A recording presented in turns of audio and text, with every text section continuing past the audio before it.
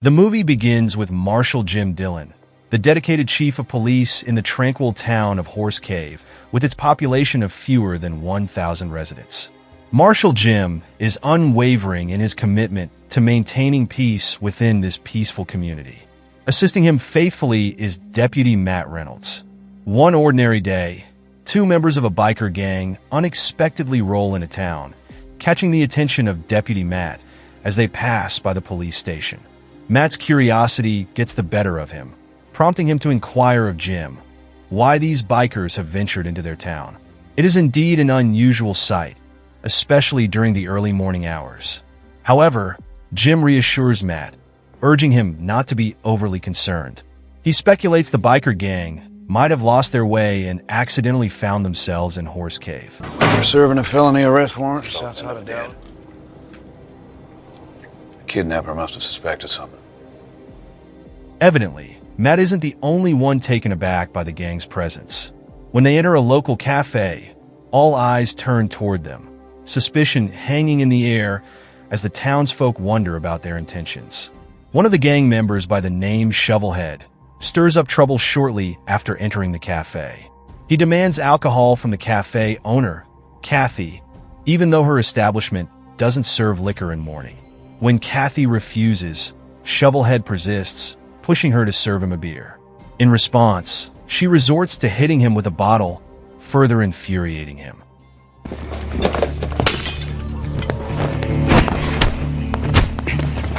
This escalates into a challenge, as he calls her to a fight. Meanwhile, his companion, Jarhead, stands by, observing the confrontation. Fortunately, Jim arrives at the cafe just in the nick of time. He swiftly intervenes, bringing the fight to an end, subduing Shovelhead and escorting him to the police station. Jim's actions result in Shovelhead's arrest, but Jarhead is allowed to leave without charges. Upon reaching the police station, Jim's suspicion deepens, leading him to believe the biker gang has sinister intentions for the town. Consequently, he instructs Matt to transport Shovelhead to the larger police station in the nearby city. While Jim remains behind to safeguard the town, his suspicions are soon validated. Matt drives a significant distance away from the city when the remainder of the motorcycle gang stealthily infiltrates the town. It is revealed Shovelhead was merely a decoy, an allure used to weaken the town's defenses. With minimal security in place, the gang members plan to target the electric substation, plunging the entire city into darkness.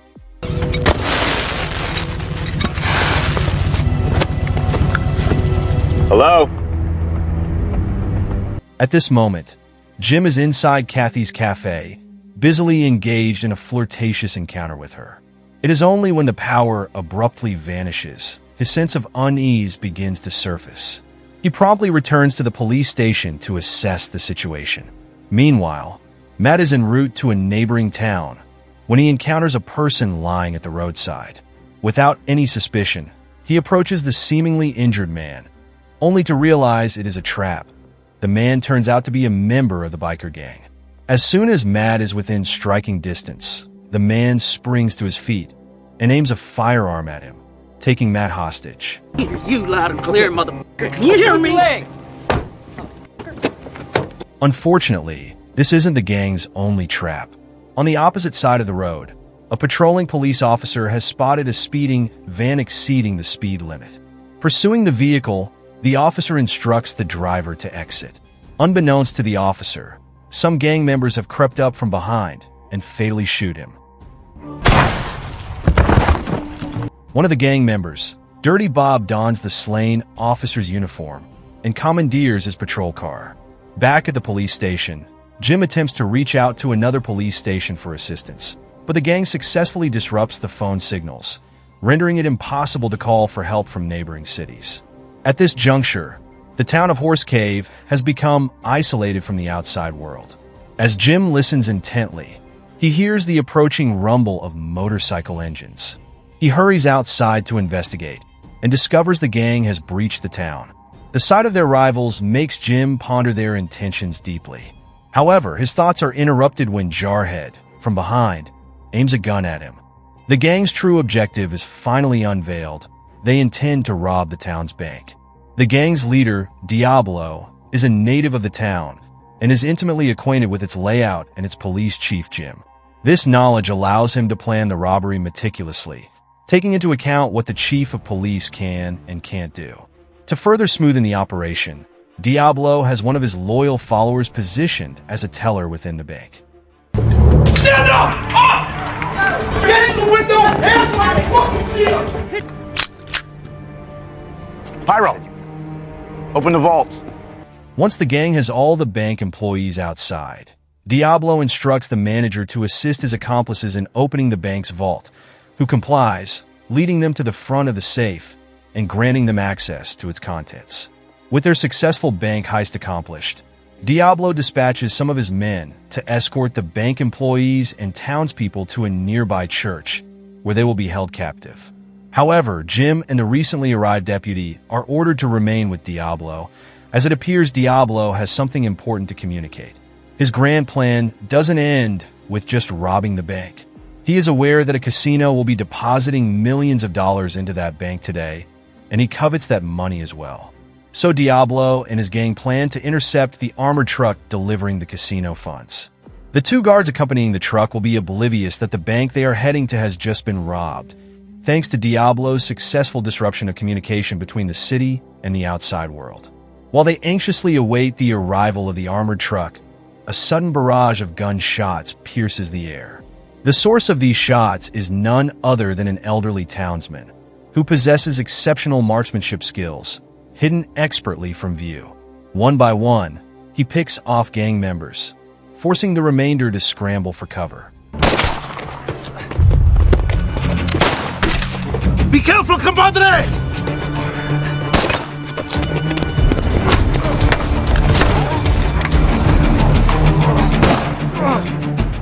In the midst of this chaos, Jim and Matt seize the opportunity to slip away unnoticed. However, amidst their escape, they fail to realize a terrified woman has also been near the scene. The terrified woman, attempting to flee the crossfire, is unfortunately caught by Diablo. He promptly takes her hostage, brandishing a lethal threat. He vows to shoot her, unless the elderly marksman reveals himself. Recognizing the hostage woman as his own wife, the old man reluctantly obeys the command. He can't bear the thought of Diablo harming his wife. He emerges from hiding and implores Diablo to release her. Diablo, unmoved by the man's pleas, callously shoots the elderly man dead. Recognizing the strategic value of the hostage woman, Diablo wastes no time in using her to exert pressure on Jim and Matt, who are now in hiding. He swears to kill her unless they surrender themselves. In a state of panic, Matt attempts to buy some time by sounding the alarm within the store, where they have taken refuge.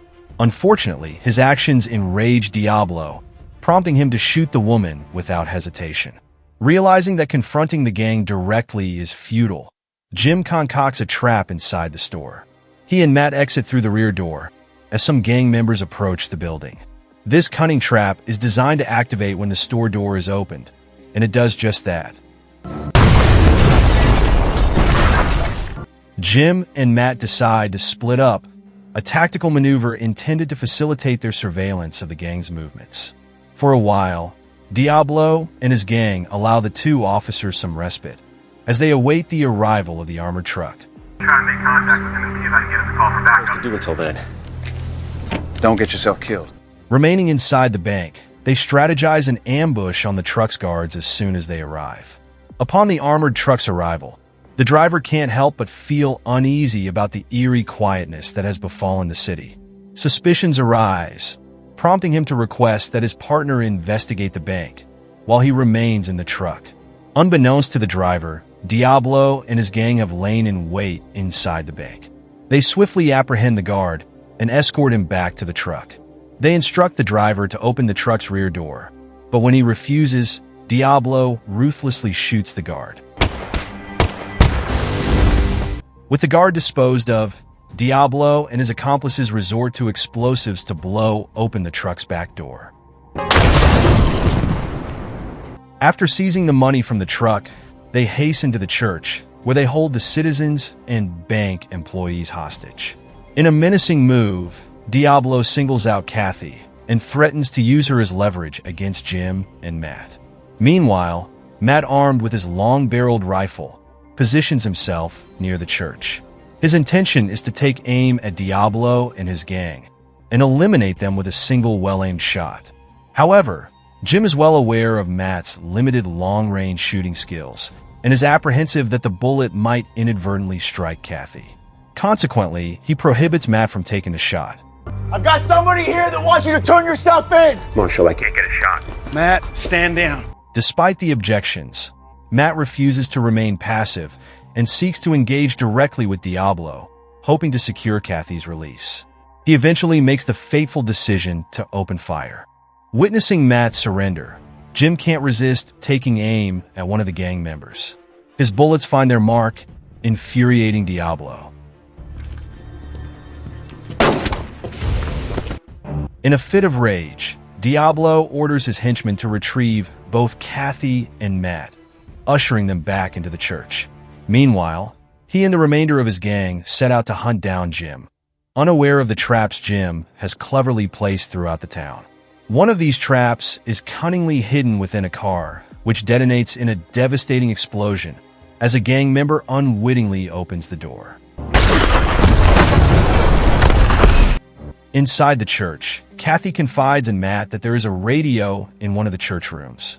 With it, they could potentially call for reinforcements from police stations in neighboring towns. He agrees to give it a shot. When Diablo's men momentarily let their guard down, he seizes the opportunity to slip away into the designated room. Fortunately, the radio proves functional, and he urgently calls for reinforcements. You send reinforcements. Do you copy? Deputy Marshal Matt Reynolds here. Do you copy? Meanwhile, Kathy remains seated at the front of the church and notices that one of Diablo's men is momentarily distracted. She seizes the opening to launch an attack, successfully disarming the gang member.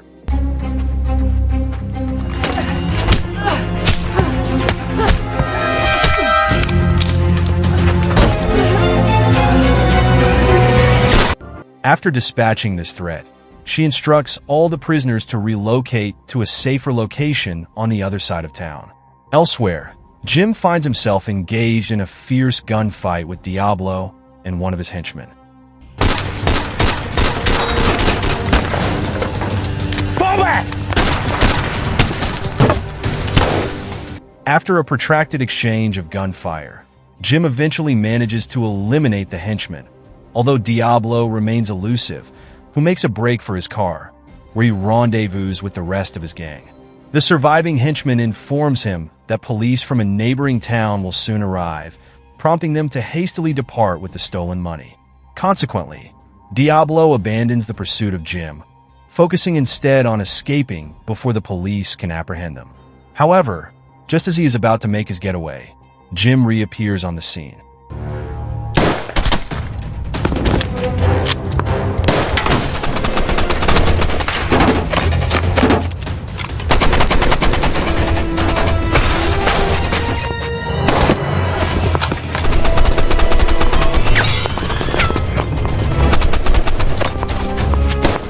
A critical shortage of bullets doesn't deter Jim from pursuing justice. Diablo has caused the deaths of many innocent people, and Jim believes that only death can serve as proper retribution, and relentlessly pursues Diablo, who is now speeding away on a stolen motorcycle.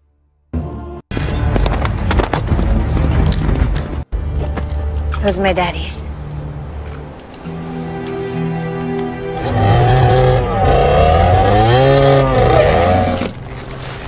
I need you to stay safe.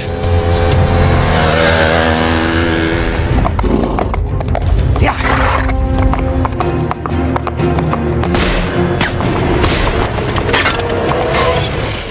The intense pursuit continues for a brief moment, before Jim's precise shot causes Diablo's motorcycle to crash onto the pavement.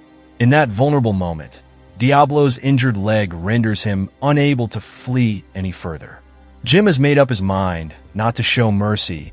Diablo's heinous crimes demand a final punishment. He aims and fires, putting an end Nah, man. You're a lot better shot nowadays. So now you're gonna... A semblance of peace is restored to the city of Horse Cave. Jim resumes his duties as a police officer, and he finds companionship with Kathy, his girlfriend. A note of renewed hope and a promise of a brighter future for the town.